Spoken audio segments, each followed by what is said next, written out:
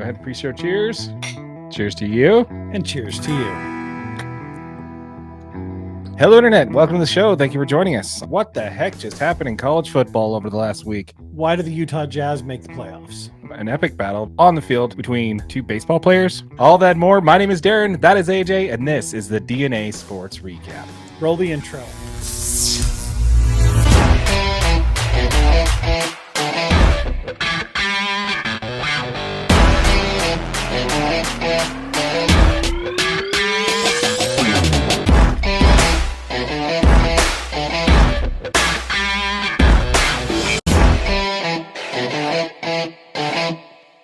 If you are part of the 95% of our audience that is not subscribed, please consider doing so. How's it going, AJ?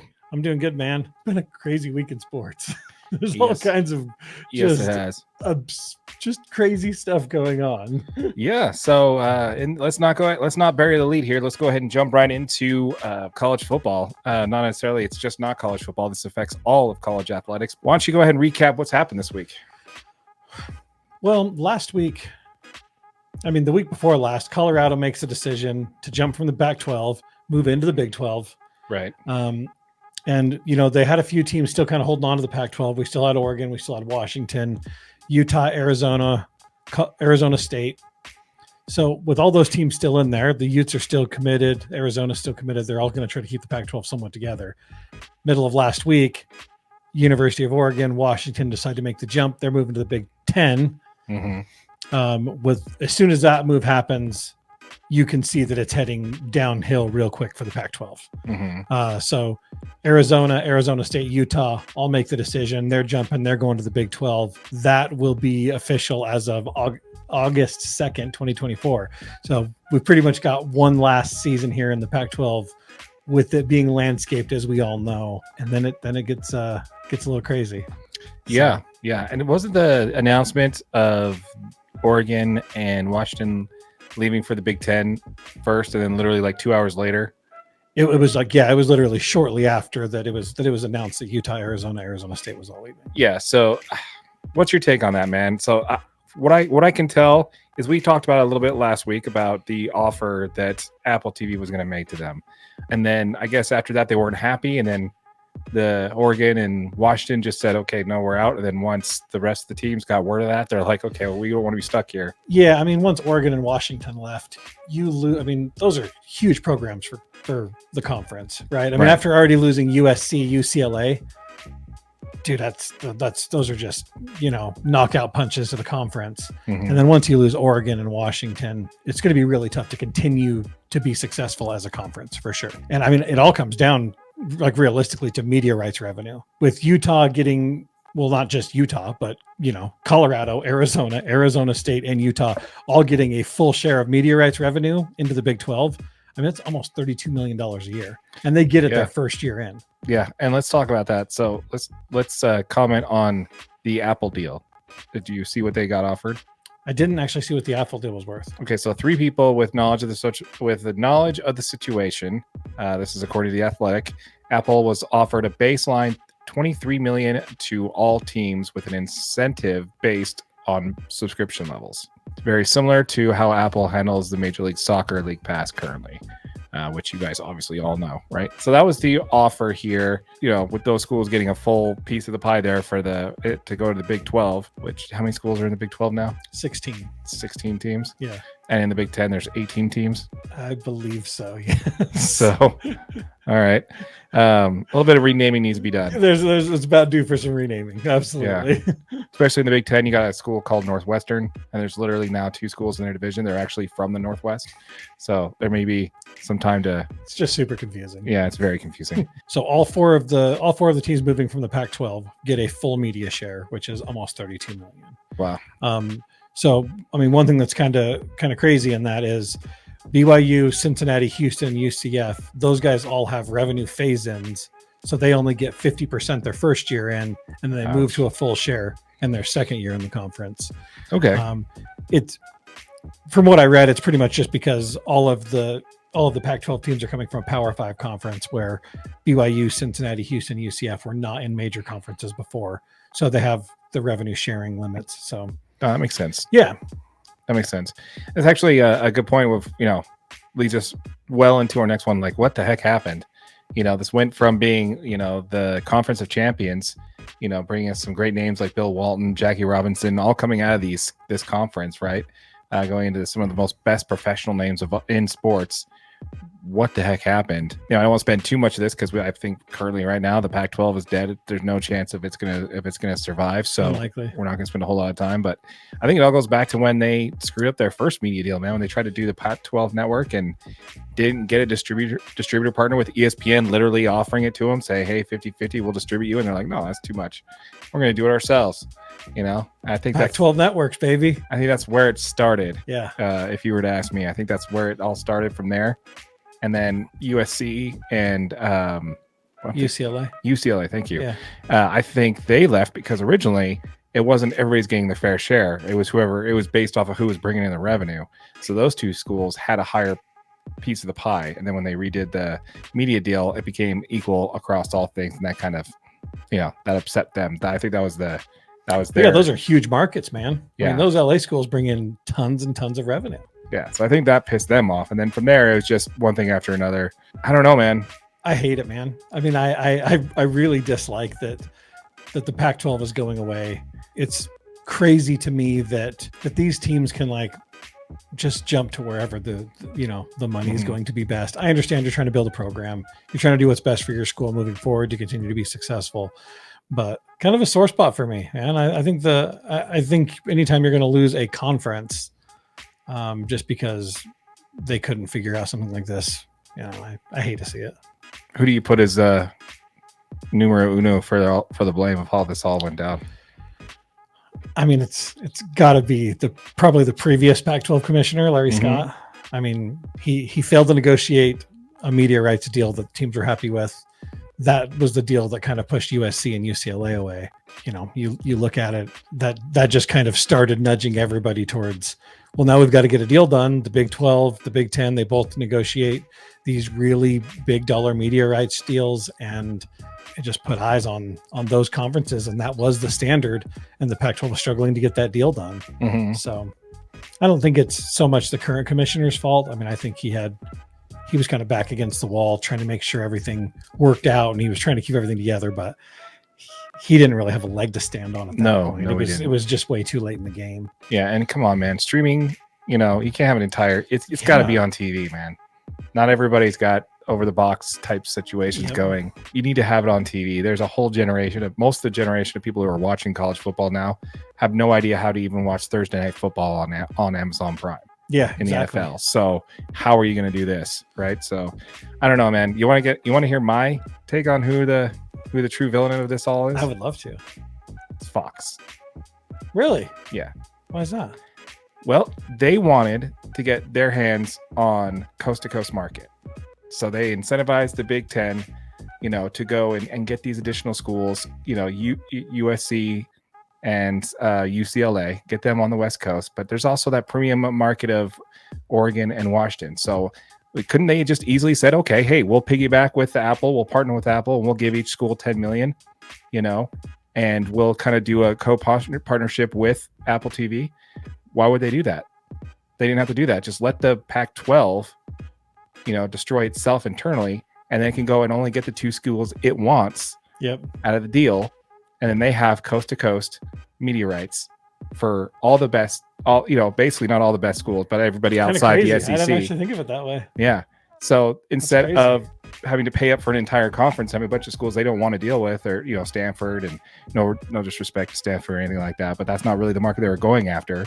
Washington State, Oregon State, these are all teams that have to pay money to they don't want. So why not just wait until the two schools you want will come to the conference you already have a deal with? Yep. So I mean, that's kind of how I saw the whole thing break down. Kind of crazy. Yeah, I really think, and this is something that goes back further than just this deal. Like this kind of thing happened previously. In the ACC, they set their media rights going all the way out to 2040 or whatever their media rights are. But I don't know, man. I mean, do you see this as a good deal where the Utes landed with BYU? And I mean, there's some positive spin on this that we now have a conference rivalry again with Utah and BYU together. Absolutely. I mean, the more that I look at the competition in the Big 12, it's a fantastic move for Utah. Mhm. I mean, as far as, the media dollars is all one thing, but like just competition, you're going to have some great schools in the Big 12 to play. Like you said, you got the renewed rivalry with BYU. I mean, there's good teams in the Big 12 that the Utes are going to continue to play. And yeah, it's going to be a good thing for Utah for sure. Yeah. In my opinion. Yeah. I agree. And BYU's got an optimal spot to really kind of push themselves as a player in that conference before Utah arrives next year. So BYU's in a good spot.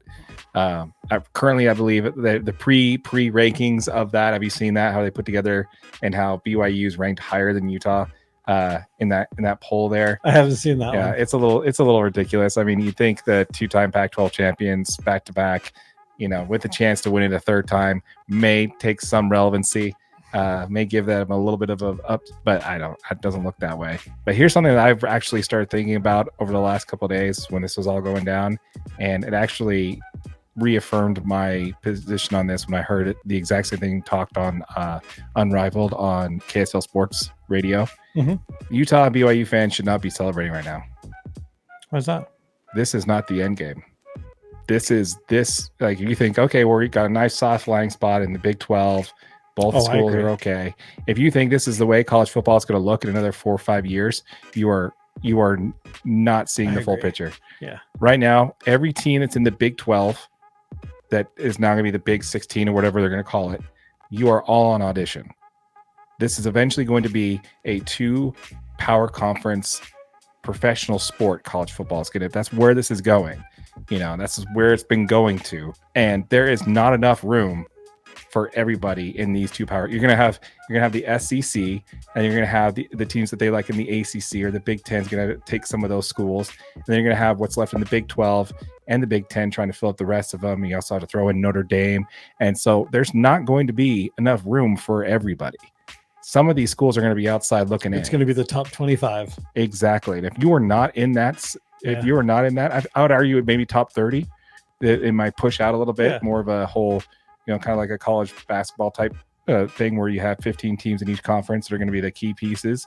But that's where this is going. And if you think that if you don't have to necessarily just be happy competing in this conference, you have to be dominating this Big 12 conference to hopefully even get an invite to be just into whatever the next step is. Yeah, just to be just to have a seat at the table of whatever the next step is. What do you think? That's kind of a scary thought, but I could absolutely see how that could happen. Yeah. Especially the way that media rights revenue is shared and pushed along. And I mean, we all know that there's somebody above all of these schools that's getting paid as well. Mm-hmm. And if you can minimize how much money you're pushing into some of these schools so that you can put the absolute best product on the field and there's money in it, it's going to happen. Oh yeah. You know, it's all TV deals. The only reason people have live TV right now is for sports. It's the only reason I paid for it. Yeah. So this is the way this is going. And, I don't want to hear another word about college players getting money for their name, the NIL type stuff. You're telling me you're going to have a D1 softball player tell them that, hey, guess what? Oregon softball player, you're going to do an East Coast swing where you're going to be away from school for 3.5, 4 weeks while you travel and do all. What are they going to do? Are they going to send tutors? Are they going to do Zoom meetings for schools? Like, how are they going to do this? It's the whole thing about conferences. Yeah. And they actually kept you in an area, a geographical area. Yeah. So I don't want to really hear about it. It's all about the, the education and the whole, that kind of thing. Because basically it's all about bringing money into your school, and you're aware of that. That's all it is. So, yeah, I don't know. That's my warning, is that while this is good, while it's going to be nice for the next couple of years to have BYU and Utah in the same conference again and have that rivalry actually mean something other than just, hey, we beat you last year kind of thing. Yeah. I want people to be aware that this is definitely not going to be the end of it. Right. Make sure you guys tune in. Make sure you leave a comment down below. Let us know what you think. We want to hear it. Absolutely. Comment down below. You got anything else on college football? I just wanted to talk Utes, man. Let's do it. Let's dive into it. Yeah. So the preseason poll came out. They are ranked. The early prediction is that they're going to be ranked third in the division, behind USC and Washington, I believe, is who are the two teams they were. That would just be third in the conference, right? In the conference, yeah. They have their first game, which is going to be against Florida. Yep. And that is coming up in just over 3 weeks, right? Yep. All right. So break it down. How's that going to go? Well, I mean, the biggest question on everybody's mind is, will Cam Rising be ready? We don't know. I mean, early predictions say Kyle Whittingham was in the press saying we got to know 10 to 14 days before the game happens so that he's got time to get, finish getting ready. We've got to have time to obviously get a backup quarterback ready if that doesn't work. If Cam's ready to go, I mean, I think the Utes are favored by 8 early in this one. Mm-hmm. If Cam's ready to go, obviously it's smooth, much smoother sailing. Their backup quarterback is either going to be most likely Brandon Rose or Bryson Barnes. Brandon Rose looked amazing in the spring game that we watched. Yes, got a huge arm. Yep. He does understand the offense. He ran the scout team for the last 75% of the season last year. So he's got a pretty good understanding of this offense.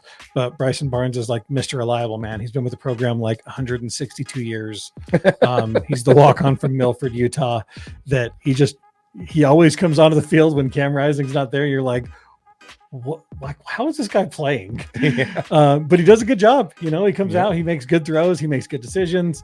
And then there's one more guy that's really in the mix, and that's Nate Johnson. So you saw him in some wildcat packages last year. Dude's got ridiculous speed. He's super, super fast. He's got a great arm. He's a little bit younger guy, but I mean, he's a 4-star quarterback recruit out of California. He's a stud at quarterback. The Utes, I mean, they're loaded. You know what I mean? Like, yeah, we have Cam Rising, and that's obviously our number one choice, but they've got lots of good options. You look into like the receiving core, they're going to be returning Brant Keithy. The running back room is just loaded down with talent with Jaquindon Jackson, the quarterback transfer in. They still got Mekhi Bernard, Chris Curry, Jalen Glover. I mean, Chris Curry is an LSU transfer. The dude's super talented. I mean, there's just so much talent in the running back room. It's crazy. I don't know. This Utes team is going to be really, really good. Honestly, if he's not ready, I don't know. I think this is just a play for Utah to kind of keep Florida off balance. I agree. I think even if he's ready, you're not going to know until the day of the game. Yeah, because I don't know. Why would you give it up? The media is not going to know until game day. Yeah, if I don't think Rising's ready. Yeah, but yeah, I guarantee you, if I think they're about 75% sure already at this point. Yeah, I think it's just fine tuning and making sure there's no little pains or little discomforts and. Going game speed and being tackled is obviously a huge thing too. Yeah, contact. Yeah, and who knows? I mean, for all we know, he could be in full game. In contact mode. That's he's actually getting hit and tackled and pushed and that kind of stuff. So yeah, we'll see. A lot of that stuff you just have no idea. Yeah. So yeah, I doubt we're gonna know about that, and probably maybe, like I said, we'll probably know. Like the local media will probably have the insight, and then we'll find out from them. Obviously, we're not part of the local media. I wouldn't claim that. But yeah. I lost my press badge for the opening practices and stuff. So, but yeah, no, I'm looking forward to it, man. It's gonna be a heck of a first week in college football. Like I said, less than a month away, probably about 3.5 weeks out as of the time recording. It's gonna be Utah versus Florida. That's actually here this time, right? It's here. Yeah, and it actually opens up the 2023 football season for the college football. That is so sweet. It's the first game. It's the first one. Nice. Yep, August 31st. That's ready right. to tune in, everybody. That's right. Looking forward to it, man. Looking forward to it. So you got the line set at 8. Do you got the over under on that? Oh, I got over all day. You got over? Yeah. Nice. It could get out of hand pretty quickly. Nice. Yeah. I like it. Perfect. Well, I'm excited. Looking forward to it. Let's go ahead and pivot over to talk a little bit about the Utah Jazz, huh? Last week, we put a video out basically making a bold claim that the Utah Jazz are going to make the playoffs this year. Yeah. And, in the comments, we did get a lot of back and forth on that, which, by the way, guys, really appreciate it. Keep that up. It was really fun discourse going back and forth with everybody in the comments. And there's a lot of great comments about that. I like the fact that, we could get a really good draft pick if they fall out of the playoffs. And, people saying, well, did the Jazz really care about another draft pick at this point? So there's a lot of intelligent back and forth takes on the Jazz season this year. You guys are smart. Yeah. It's fun to listen to. It's fun to watch and read and comment back and forth with you guys. So yeah. So we want to definitely bring our facts to the fight as well. That's how we're going to do this. Yep. So on this episode, what we're going to do is we're going to say, okay, we made that claim last week. Let's go ahead and back it up today. So the point of this conversation, when we're going to talk about the Jazz, is in order for them to make the playoffs, there's got to be 4 teams that they're better than that are currently in the Western Conference. In the Western Conference, that they are that are potentially ahead of them that could make the playoffs. And so what we're going to do right now is take 4 teams, make our argument 4 teams in the West that we believe they're better than. I don't know if you have the Spurs, Blazers, or Rockets in yours at all. I have Spurs, Blazers, and Rockets. Okay, so I don't know if you have a whole lot of notes on those guys, but they were already power ranked below us in the first place. Correct. So we don't need to spend a whole lot of time on those three, unless there's something specifically you want to cover. I kind of do want to talk about this. Actually. Okay, yeah. Okay, let it roll. So I think, the Spurs absolutely power ranked below us. Mhm. You know what I mean? All they did was draft Victor Wembanyama. That's the only real change to their roster that has any relevance. And I mean, their roster consists of Keldon Johnson, who averaged 22 points. They've got a Devontae Graham. There's a ton of cohesion that needs to happen with that team before they're ready to actually compete for anything. So Spurs, we're on the same page. Yep. Trailblazers, like a Damian Lillard trade or something like that. Yeah, I mean, Trailblazers are kind of in the same boat. Obviously, Damian Lillard's requested out. They draft Scoot Henderson, who looks like he's going to be a superstar. He had a great summer league performance. But I mean, those guys went 33 and 49 last year. They're not going to get anywhere With near Dame. that this year. Right. With Dame, yeah. So, and they're not going to have Dame in the next season. And, there's a lot of questions regarding what the packages look like coming back to Portland. And that's going to play a lot into how they do this season. But let's just assume the Dame's going to leave for almost nothing because he's going to pick where he ends up, whether he actually gets to or not. Obviously, the Trailblazers are going to finish behind the Jazz as well. Yeah. Conversation for another time of how much the NBA sucks. Yeah. So my team that I'm a little torn on there that was supposedly power ranked below the Jazz is the Houston Rockets. Okay. So the Houston Rockets were 22 and 60 last year. Mm-hmm. They made a ton of moves this offseason, though. They did. So they signed Fred VanVleet, who is a scorer, man. Dude can play. They're paying him over $40 million a year. They paid Dylan Brooks $20 million a year to come add some defense. They had a veteran player in Jeff Green. And they also got a guy named Jock Landale. Never heard of him. But it was one of the players that they had apparently signed. They lose KJ Martin, who's a good player. And then they draft Amen Thompson and Cam Whitmore. Right. So Amen Thompson's a great player. And Cam Whitmore may turn out to be one of the biggest steals of the draft where he was taken in the 20s. Gotcha. Now let's pause on that one. I want to explain to you why I don't think the Houston Rockets are going to be placed above us. Ooh, okay.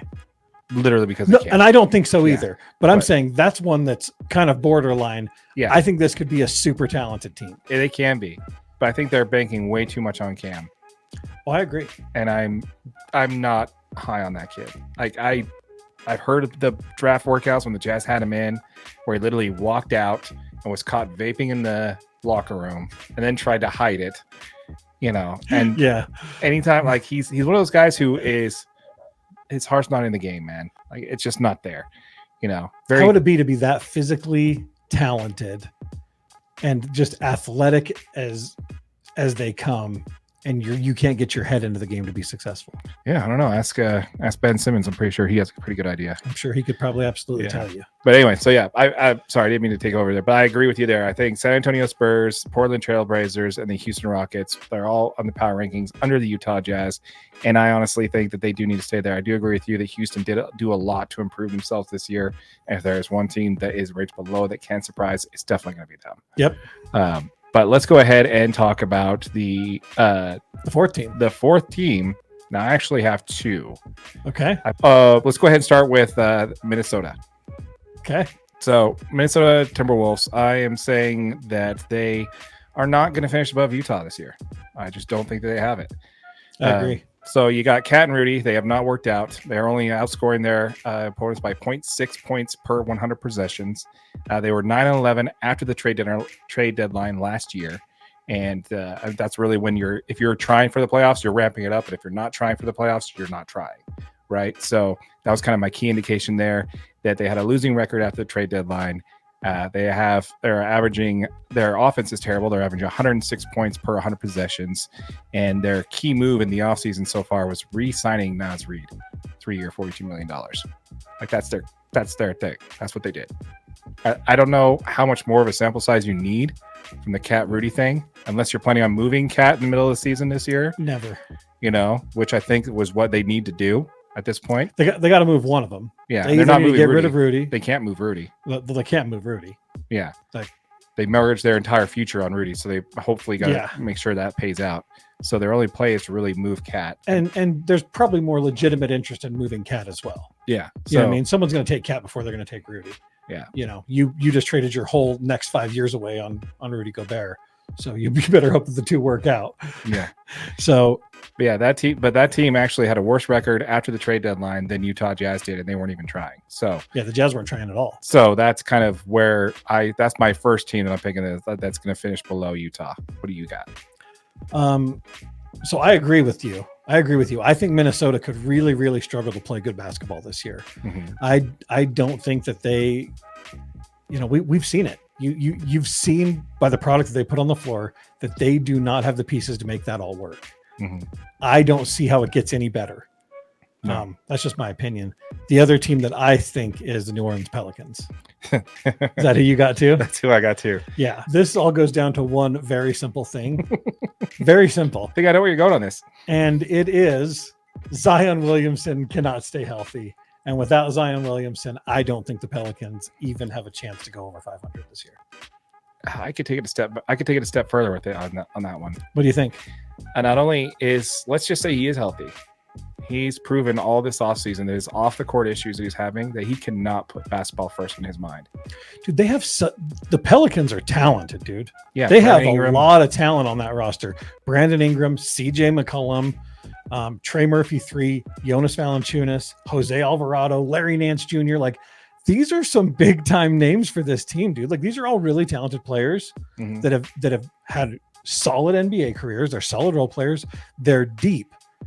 But their success, in my opinion, hinders so much on Zion Williamson's ability to be healthy. I am just not putting all of my eggs into that basket. I'm not doing it. No, and even if he is healthy, his ability to not stay on the court and I don't think with all the stuff he's got going off the court, I don't think he's going to be able to put basketball first, which is also going to hinder that team. So I agree. Yeah. So yeah, those are two teams on top of the other three teams that are already finishing below them. We believe the Jazz are going to finish ahead, which should put them in a play-in tournament. Absolutely. Would you like to hear my honorable mentions in this one? I think I can. When I looked at this, I was like, okay, so I'm ready. I'm ready for some debate in these honorable mentions. Okay. Let's talk first Dallas. Okay. So the Dallas Mavericks finished the post-trade deadline 7-15 after making the trade for Kyrie Irving. Yep. Now they did make some significant additions. My favorite being Seth Curry. I think that was a perfect addition. You need a spot-up shooter to pair with Luka. You know, that's going to be somebody who doesn't need the ball in his hands, that could come off screens, that can shoot when either Luka or Kyrie isn't on the floor. I think that was a great ad for them. I think it's a great addition, but I think he's going to struggle to find situations where the ball's actually in his hands to shoot it. Yeah. Yep. The fact that they went 7-15 after the trade deadline, and that's the most significant ad I think they made this offseason. Now, there's a great trade that's on the cusp there where they can actually make a trade for DeAndre Ayton and get some good pieces back, especially with the Seth Curry addition.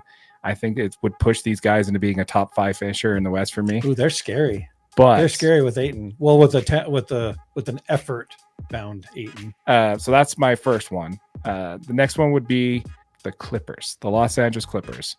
I honestly just don't see them being healthy enough, trying to stay healthy enough throughout the entire regular season. If they're smart, they're not going to. They're going to do just enough to just make the playoffs and then hope that their key players are healthy enough to make a run in the playoffs. So I honestly think the Jazz I almost put the Clippers where I put the Pelicans. Really? Okay. I have just about zero faith in this Clippers team.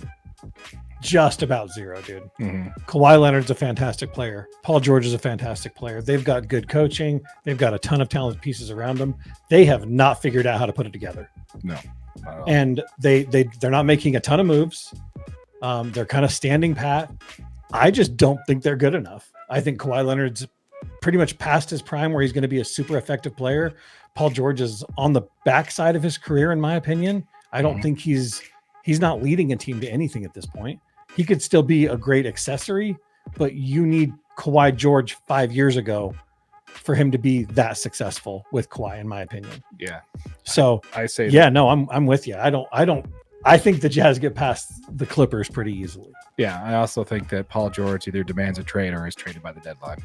I could see it. Between the two, he's the most valuable asset, and I think they need to get out of that. So Yeah. And my third honorable mention is OKC. Now this team is going to be super, super talented, but they're adding Chet This one's Holmgren. scary, man. They added Chet Holmgren. They added Yeah. Wallace. If you add those two in their projected production that they're going to be able to do in the starting lineup, which I don't know why you'd put Chet Holmgren in the starting lineup on a rookie season if he's just coming off an injury. Oh, because he's that good. Yeah, this is coming from the NBA, so they probably know better than me. Yeah. But they're actually have a negative 2.1 points per 100 possessions compared to last year. So that must be scary. based on his previous production, though.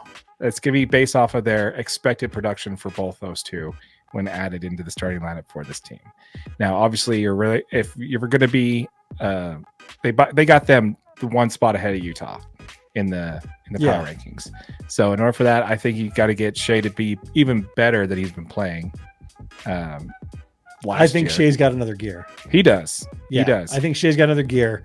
I think Chet spreads the floor and puts the ball in his hands in situations that he has the ability to be more successful in. They got Josh Giddey, who's also on that team. This is kind of a scary Oklahoma City team, man. Like, I think they could be really good. I think they've all kind of been together for a few years now. They got too many players though, man. They got to make some choices. They got to kind of make a choice of a direction to go. Yeah, right? they got too many players on the team. Yeah. Who are they going to play? Is everybody playing? Everybody's playing all the time. So I don't really know. That's kind of where I'm sitting on that. But another thing on the power rankings I did want to point out is the NBA did the Kings dirty. I saw that, dude. 6th. Yeah. You're gonna put the Clippers, Warriors, I guess the Warriors, but the Lakers and Clippers ahead of the Kings. I don't understand how the Lakers are where they were. Well, they did have one of the best records after the trade deadline. Like literally the second best record after the trade deadline. Is the whole NBA convinced that LeBron James is going to get better again this year?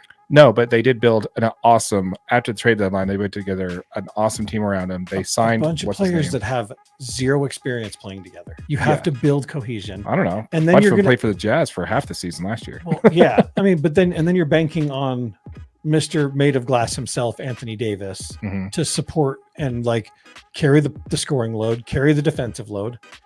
Yeah, if you're talking regular season going into the playoffs, I would make it a case they actually just fell out of my honorable mention list. Because I agree. I think they're going to do what they can to turn it on in the playoffs, but to get there, I don't see them being, third seed in the West. No, I don't know where that's coming from, but no. Nuggets and Suns 1 and 2 slotted, absolutely. Warriors, I could see them actually being better than the Lakers, so I've definitely flopped those two probably. And then again, the Kings getting done dirty, and the Grizzlies, man, they did a great up. Marcus Smart over, what's his name? Yeah, they upgraded a huge for upgrade sure. for that position. Because the Grizzlies are going to have a tough start to the year without their boy Ja. The Grizzlies have proven that they're actually a better team without Ja on the floor, so they're going to do just fine. Right, but that was when you have Dylan Brooks on the floor. Distraction more than anything else. But he's a little more offensive minded than Marcus Smart is. Yeah, I don't know. You know what I mean? So you're going to miss some of that offensive production from Dylan Brooks. Yeah, you've got Tyus Jones, who stepped up and had some fantastic games when John Morant was out, but I don't know. I think they struggle. I know all of the stats say that they're better when he's not on the floor, or the fact is that is going to be a tough run for that team. I think it might even be like mental more than it is just playing basketball. Maybe, yeah. I mean, every time he's been on the injured list or had a suspension, they did play better without him. So we'll see. We'll see how that plays out. I don't know, man. I guess I'm just not as high on Ja as everybody else is. Yeah. I mean, I love the guy as a player. I think he's awesome. I think the kid's in his head too much. I really like the move of getting Marcus Smart over Dylan Brooks. I think that was probably the best move they could have made. Yeah. They get the same level of intensity, the same level of defensive grit without, all the drama. Yeah. Yeah. In your face drama every single game. So I know as a Jazz fan, I hate him, but I think that's every fan base. I don't know if there's any fan bases that like Dylan Brooks. Yeah. Is anybody happy to have him? Unlikely. Except for the Rockets. They're pretty happy to have him. I paid him $80 million. So yeah, I guess that's true. You and I both agreed. Everyone's like, oh, he's going to be playing in Shanghai. I'm like, no, he's going to get a contract in the NBA. Yeah. I'm surprised how much he got. but that was what he came out and said, though. He wasn't taking less than $20 million a year. And we were both like, that seems a little steep. Yeah. But we'll see. He's got a chance to prove it. Yeah, he's got a chance. We'll see what happens. Let's see if he, stops being an idiot, and puts basketball first. We'll see what happens there. You got anything else on the NBA? That's what I had for the NBA, man. I'm ready for the season to get started. Is it time for NBA basketball yet? No, it's not even. Man. Yeah, you got another couple months there. Hopefully the NFL and college football will tide us over until we can start doing that. But again, folks, let us know in the comments down below. Did you like our takes on that? The teams that we mentioned that we think the Jazz are going to finish ahead of as far as and make the postseason. Let us know what you agree if you agree with us, if you disagree with us, and if we missed anything, be sure to let us know in the comments down below. Absolutely. I want to hear it all. Nice. Thanks for the addition there. I was wondering if you're going to leave me hanging there for a second. All right, let's go ahead and pivot over to Major League Baseball, shall we? Let's do it. All right, so let's go ahead and first talk about Shohei Ohtani. He's been on a killer pace right now where he's actually on pace to break Aaron Judge's single season home run record of 62. Currently right now he is at 40 home runs, and they're showing him to be on pace to hit 66 by year's end. You think he does it? I don't think he gets to 66. I think it's going to come down to the last 2 weeks of the season. We'll see. Like the last 10 games, I think are going to decide it. I think if the Angels actually want a chance to make the playoffs, he's going to have to be that productive. Yeah, we'll see. And if that's the exact point, I think that's the only reason why he misses it is because they don't have a shot. They don't make it. Or that they get so far out that they basically takes out motivation for him. His agent and everybody close to his circle is going to say, hey, you want to go out there, perform, and get the best free agent. That guy's walking out with the fattest contract in North American professional sports history. So I don't see that being a problem for him. Yeah. But I think that's going to be the key piece that's going to decide this. Now, here enters in. Now, this is going to be an asterisk because literally the record has an asterisk next to it.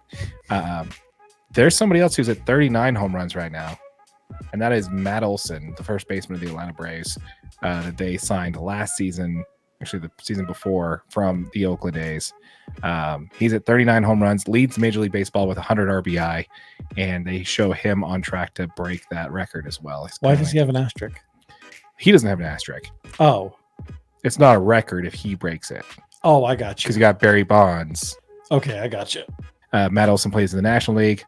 Barry Bonds played the National League. So I do see him still potentially, both of them still potentially sitting in a spot right now where they could break the 62 mark. It'd be really cool if Shohei Ohtani did it because he's in the American League, and that would one up what happened with Judge last year, which just brings more interest into baseball. But yeah, again, Matt Olson right behind him with 39 home runs at the time of recording, which I think is fantastic. Pretty cool. Yeah, what do you think of the Joe Kelly situation with old Fernando Tatis? Yeah. So did you see this? I did. Okay. I watched this replay like 4 or 5 times. So I was like, I gotta know. What is my thought here? Do I actually think any of this was on purpose? Oh, I guarantee you it was on purpose. Well, he was definitely throwing it there for a reason. The second one was on purpose. Yeah. I don't think the first one was. You think the first one just got away from him? Yeah. I mean, this is Joe Kelly. He broke a window in his backyard trying to practice a changeup. He literally filmed himself and put it on Instagram. Him trying to get a changeup grip through it, missed the net, which was like 15 feet wide, missed it, and broke a window in his house. So this is a guy who, not known for his control. But yeah, when he throws that inside pitch towards Tatis, I don't think it's anything crazy. Yes, it was in and just a little bit off the plate. That's what a lot of people don't realize. It wasn't too far off the plate. No. But where Tatis was standing, obviously it's going to zoom past his hands. I don't know. What do you think of Tatis's reaction to that first pitch? I think he took it. It escalated super quick on that first one. Yeah. Like he got super upset, right? Well, yeah, he flipped the bat and he dropped it like it was a hot potato. Like he just grabbed a hot skillet. He just flipped the bat and like that. Right. And I think that was a little too dramatic and a little too showboaty. And apparently Joe Kelly felt the same way. So that next pitch. So he made sure the next one he had a reason to go all crazy on it. Now, if you know Joe Kelly and you know his history with throwing at batters, I will take you back to the 2020 season when he was first with the Los Angeles Dodgers. Now, he wasn't on the 2017 Dodgers. He was with Boston at the time. But when the cheating scandal came out and they found out about it in 2020 and the Dodgers were playing the Astros, he made a point to throw at Bregman, at Tuve. He threw at them, behind them, and he put them on their you know what several times. And was never given a warning, wasn't tossed out, nothing. They just let him go, huh? They just let him go. So if you know Joe Kelly, you know that when he did throw the ball above his head and threw a high 90s fastball, he was like, oh, you're not supposed to throw at his head. Joe Kelly knew exactly where he was throwing that ball and knew there was no shot he was going to hit him because he threw it behind and above his head. Like the only chance that hit him was if it hit the bat and then bounced off his head. That's the only chance that ball had. Right, which is the reason you're wearing a helmet. Yeah. Well, against 90 miles an hour, that helmet's doing absolutely nothing. But those helmets are actually only rated to 78 miles per hour. Did you know that? 70? 78. I want to look into that. Yeah. But anyway, so I don't know. I thought that was send a perfect message saying, look, okay, you're going to be over dramatic about something that's a little inside. Yeah. Let me throw you at something that will, basically put you on your you know what and let you really know if you want to get a little. And then he proceeds to strike him out. Yes. That's the best part about it, dude. Yes. Yes. And then as he's walking off the mound, he calls him a whiny little. A beep, beep. Yeah, a whiny little so-and-so, which awesome Joe Kelly. You get the chef's kiss for that. He's kind of got the old school feel, huh? Yeah, I absolutely love it, dude. He's like as old school as they come. Like, if you're going to say something, he's going to make sure that his pitch is going to make you very aware of how his feelings are about that. Yeah, this guy exchanged a signed ball, signed bat for a mariachi jacket from a mariachi band member that was playing at Dodger Stadium, and he wore that jacket to the White House when the Dodgers won the World Series. I actually love that. Yeah. Mr. Nice Swing Bitch himself. Did you hear this? Yeah. When he struck out, it was right there. Carlos Correa. That's the guy's name I was trying to think of earlier. That's what he said as he walked off the mound, striking out Carlos Correa. So he's kind of a legend in Dodger Town. Yeah. Which is great because he's like single-handedly shut the Dodgers out of the 2018 World Series. Like he literally locked them down, which was really impressive. But yeah, I love it. Joe Kelly doing Joe Kelly things, man. Absolutely love it. Do you think? What's your take on that? Everybody was up in arms about that. I mean, what do you think? Do you think it was, you think that's just baseball, or do you think that he shouldn't have thrown at him on that second pitch? I 100% think it's baseball, dude. Yeah, I think that's some of the grit that's kind of missing from the game these days. Oh yeah, you can bat flip and do this special. Yeah, all the offensive players can do whatever they want to do. Yeah, but as a pitcher, you're just supposed to stand there and throw strikes. Yeah, no emotion whatsoever. Yeah, no. Joe Kelly is exactly what baseball pitching should be about. Yeah, get up there, talk trash, show them that you're better than they are, and then throw them a pitch that they can't hit, and make sure they know it. Yeah. I love that. It was great. Yeah, I thought it was fantastic. I'm glad it's not just me being a Homer Dodger fan on that one because I'm just like, dude. No, I think that love it. I think if there was more personalities like that in baseball, I think it would only help Major League Baseball as a whole. Yeah, especially from the pitching side. You already got hitters, shit, man. Bat flipping and doing special trots around third base and all this other stuff, which is also one of Tatis's thing that he does. He does this little hizzy when he rounds third, just stupid. Like you already pimped the shot, watched it go out over the fence, and took a slow trot. Like, why are you waiting even longer? At least sprint to first and then kind of, I don't know. But yeah, I thought it was a little overreaction from Tatis there. Maybe, I don't know, maybe it's the ringworm affecting him again. I don't know. But yeah. Let's talk about Tim Anderson and J-Ram. That was a game between the Sox and the Cleveland Guardians, which that's a whole nother episode, folks. If you'd like to hear me talk about why I think it's ridiculous that the Cleveland Guardians changed their name from the Cleveland Indians to the Cleveland Guardians, I'd love to talk about that. But let us know in the comments down below if you'd like to hear a breakdown of that, because I'd love to get into that. But pivoting from that, did you see what happened? Did you see the fight? I saw the fight. That's what it was. It was hard slide in. Yeah. Hard tag. And I would say J-Ram took it a little personal on that tag. He took it personal, but he finished it. Yeah, he did. Yeah, he did. I think it's really funny. If you get a chance, you should watch John Boy Media's breakdown of the fight. He did a really good job on that, and we'll try and link it down below if I can be bothered to remember.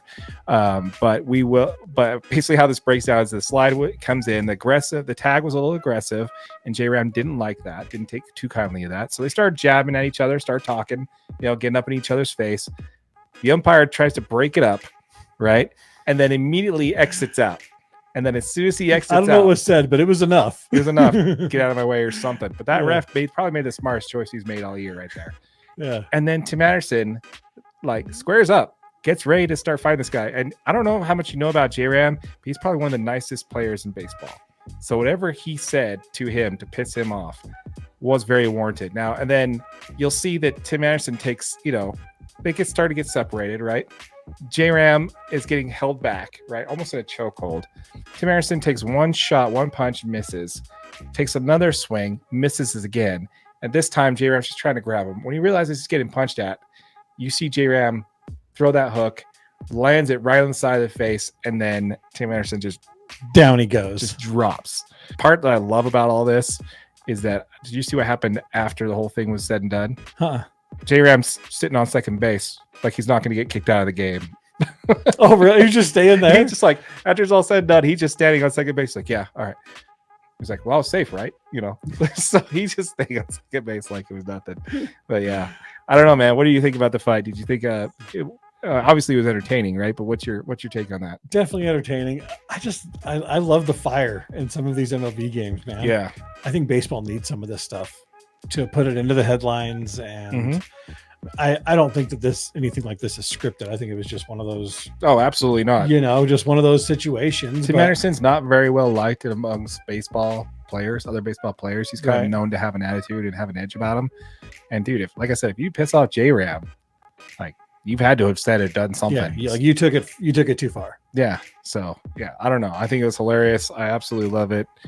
Do I want to see players throwing punches out on the field? Absolutely not.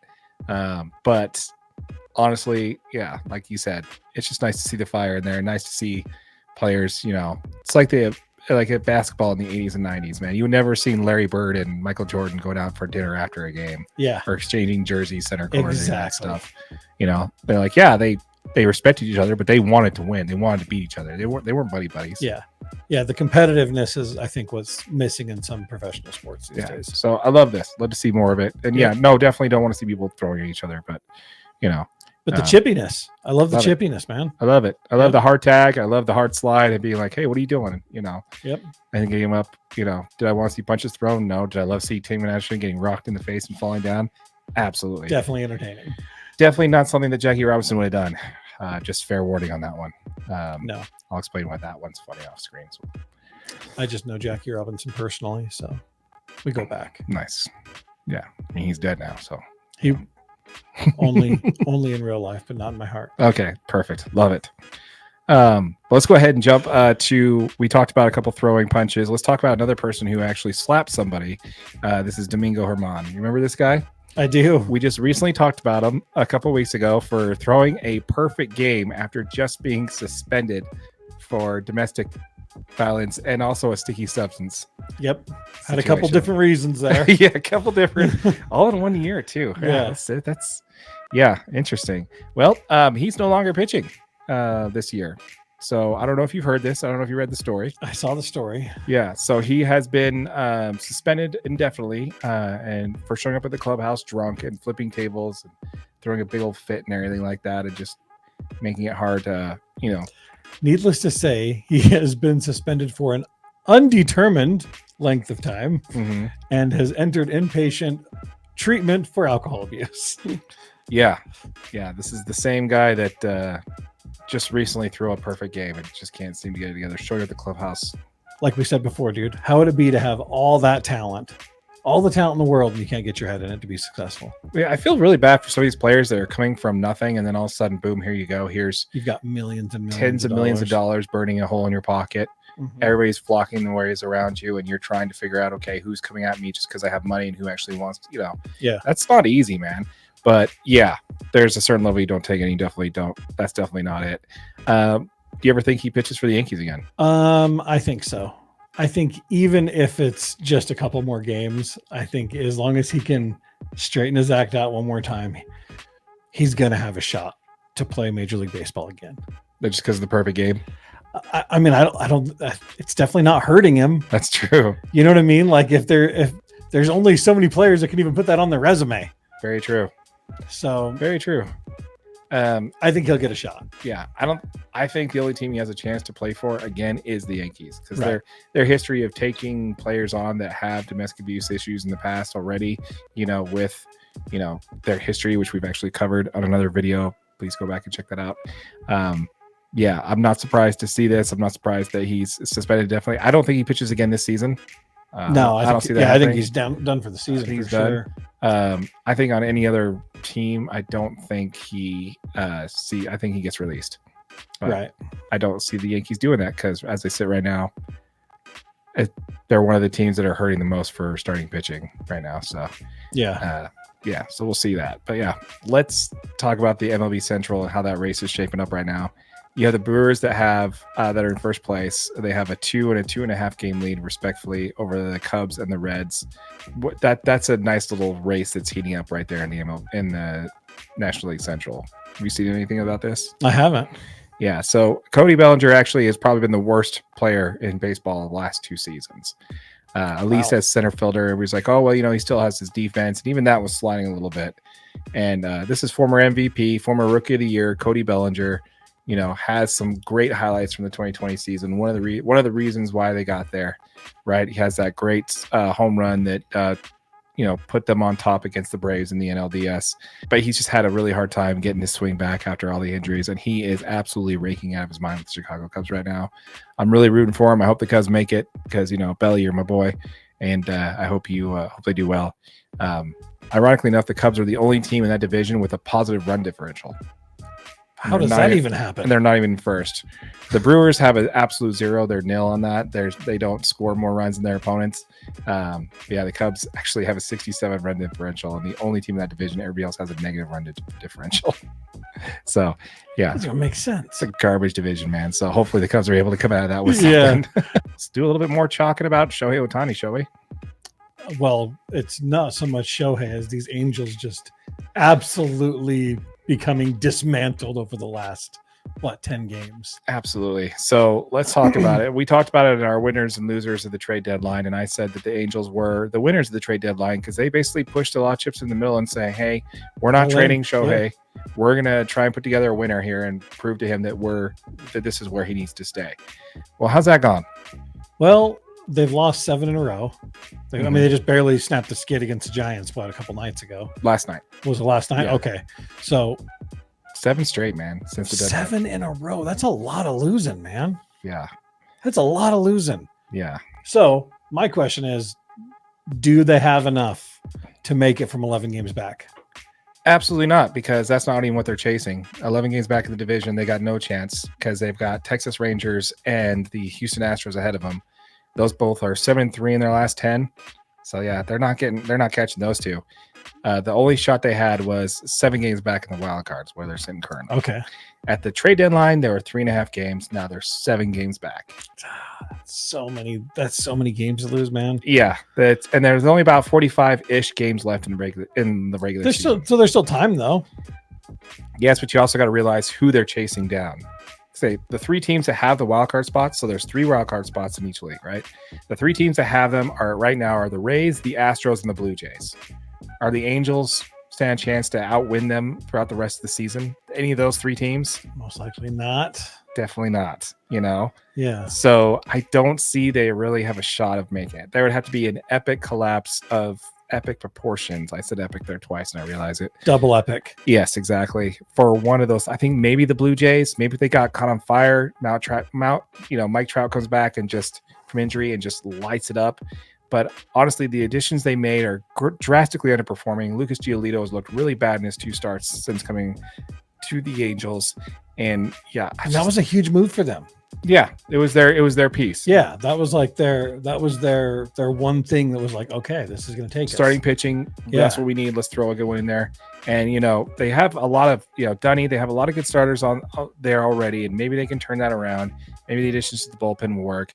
But so far, 8 games after the trade deadline, it has not come together, and they are running out of time to turn that around. I'd say if you're going to ask me what their percentage chance is of the Angels making the postseason, I'd say they got about 25% chance right now. Oh, wow. Yeah, and that's me being optimistic. Okay, so the next question, what are the chances Ohtani stays if they don't make the playoffs? I would say the exact same. 25%. You heard it here first. That's right, folks. Like I said, that's me thinking that they have the actual inside track of actually re-signing him. Right. Because they rolled out the red carpet for that guy. He has got other than the Dodgers and the Giants, Like, there's no other place for him to go where he's going to be in Southern California, which is going to be easy for Japanese fans to come see him. Yeah. And it's a short trip home, across the ocean there. So it's really all those Pacific teams had the best shot to re-sign him, and the Angels had the best because they showed him. They're giving him every possibility. He lives close to the ballpark. He doesn't have to do the pressers that everybody else has to do. They let him do his own thing. Yeah. And that's not something you're going to They've been pretty accommodating exactly to him as a player. Yeah. I just don't see them, I just don't see other teams being willing to do that. I mean, obviously, if you're going to be signing him, you probably will be willing to do that. You definitely probably would say that, but I don't know if they don't make the postseason, if they don't even make a wild card, or at least, be in a playoff game to make the wild card and get into that mix at all. I say they got about a 25% chance of signing him. Right. Okay. What do you think? I think a team that gave you your shot holds a little more weight than teams that are just offering you money to come. You know what I mean? That's just my opinion. I think the Angels will have more of a chance than I think a lot of people want to say, just based on they gave him a shot in the league. Mm-hmm. They've been very accommodating, and who wants to actually move? I mean, if it comes down to winning's about everything, yeah, maybe that's the thing, but dude's going to make money no matter where he goes. Yeah, I don't think it's about money. Yeah. It's definitely about an opportunity to win. He has it on record there that he actually filled out a little thing when he was a kid before he even joined the Japanese league, what his plan was. And his plan was that by the age 24 to 26, he'd have a World Series championship. He's now 26. He doesn't have one. It doesn't look like he's going to get one. He has an MVP. This isn't the team that gave him a shot. He was not like, a forgotten thing. There were a bunch of teams, the Yankees, the Dodgers, the Giants, the Padres, the Cardinals. There were a bunch of these teams really heavy in on him when he came into the league. He could have gone anywhere he wanted. He chose Anaheim because it kept him out of the main spotlight. He was in a small market team. Yeah. He had to do what he wanted, and they're the most accommodating for him. Most people think he would have been a Dodger if they had the DH in the National League at the time, but unfortunately they didn't. So, but yeah, I don't know, man. I agree with you. I think the Angels probably have the best shot of any team to re-sign a player like him if he just completely goes against what he said in the media that winning is now the most important thing to him because he's reached all of his personal, goals he's trying to reach. Yeah. Unless that's not the case, I don't see him staying. That's just my only take on that. But makes sense. Yeah. Did you see Trevor Story's finally back? Trevor Story. Finally back with the Red Sox, man. He missed 112 games this season. Oh, God. Had serious elbow surgery. Yep. He just played his first game back. Went 0-4. Didn't play great. They said he's got some rust to shake off, which you think? Apparently. But I mean, he did just sign that 6-year, $140 million deal with the Red Sox. So yeah, was that this offseason? That was before the last offseason. Okay. Yeah. No, that's who he was replacing, Kike Hernandez, when they made all those errors, was for Trevor Story. Yep. So that's good to have him back for sure. Let's go ahead and talk about, before we move on, before we wrap it up, let's go ahead and talk about the best team in the American League right now, which is the Baltimore Orioles. Oh, yeah. Have you heard the story at all? I have not. The Baltimore Orioles are basically just ruining their fairy tale season they've got going on right now. Yeah. So they are in first place in their division. Okay. This is in the same division as the Rays, the Blue Jays, the Yankees, and the Red Sox. And they're in first place? And they're in first place, right? They have the youngest, they have they have the cheapest in their division, cheapest payroll in their division. So they are not spending any money. They are... I put them as losers at the trade deadline because they did absolutely nothing to improve their rotation or their bullpen, which is their one flaw I think they have right now. And they're doing very much a hold my beer type moment where they've rattled off 7-3 in their last 10, and they were winning. Jeez. Yeah. And again, still maintaining the American League best record during this time, right? So, obviously everything's going great for them. So, something's got to go wrong, right? This is when the owner... And this guy got lambasted in the media for this. I don't know. Have you heard the story? I have not. Okay. So the owner, John Angelos, suspended their broadcaster for saying something on air that he believes he shouldn't have said. Okay. You want to hear what he said? I do. The Orioles have lost 15 straight series at the Trop. They've won more games this season than they've won in the past 3 seasons here. I know. I'm sorry. We probably got demonetized right there for that. I know. That's so bad, and I'm sorry. I probably should have told you to put the kids in another room. But yeah, that's what he got suspended for saying that. I'm confused. And that's not even his fault. That actually didn't even come out of him. That literally was a graphic on the screen. So this was a production level type thing that he was told to say on air, and the owners suspended him for it. What is going on? It doesn't even make sense. No, it doesn't. It's like a statistic. No. Yeah, it is. It's not even like an opinion. It's just a statistic. Yeah. And I would argue, based on the way it was delivered in a very positive light, saying, hey, the Orioles are, wow, how the tides have turned. They've won the season series. Actually, sorry, they split the season series here. He's like, they're going to be winning, another one. They're talking about playing it at the Tropicana, at the Tropicana field where the Rays play. And obviously the Rays have been a good team for a very long time. Yeah. And obviously one of the worst teams in the division is going to struggle against that. So when he makes that statement, the owner did not like that he spoke ill of the team and considered him as like, oh, he's basically stating that we were, and this is not a verbatim quote, so forgive me, but saying that he made it sound like a bad team and a cheap team, which is why. Disagree. Yeah. I'm gonna disagree there. Yeah.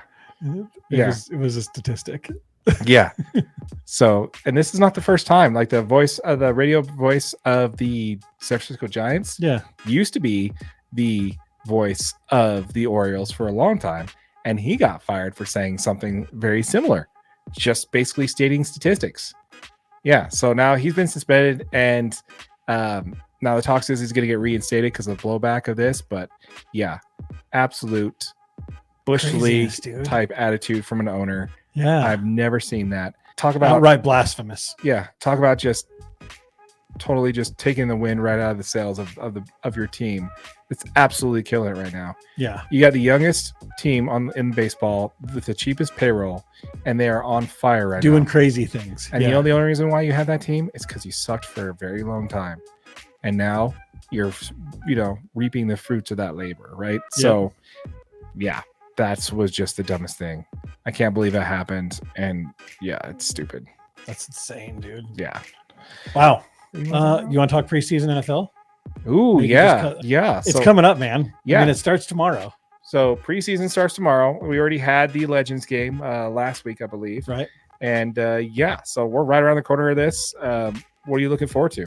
I don't know. I like the games tomorrow were Texans, Patriots, and Vikings, Seahawks.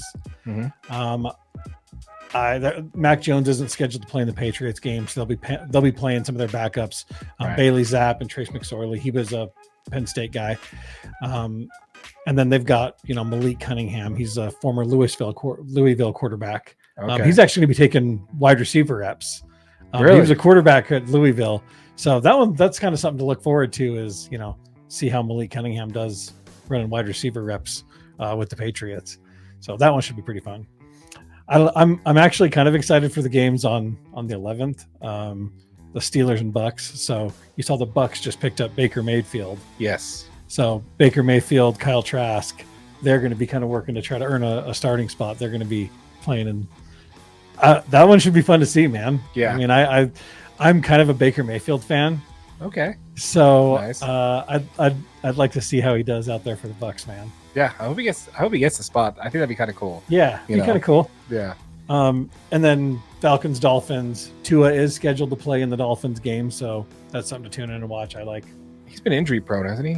He's just such a little dude, man. I mean, he's crazy talented, but he's just not very big. And the NFL is full of the biggest, fastest, strongest guys on the planet. So if you're not big, fast, and strong, you're going to struggle to play in the NFL for a long time. Yeah, or you got to be built like these freaking tanks that can just get hit over and over and over. Yeah, you got to be built like the next guy that I want to talk about, and that's Jordan Love out of Utah State University that is could potentially be the starter for the Packers.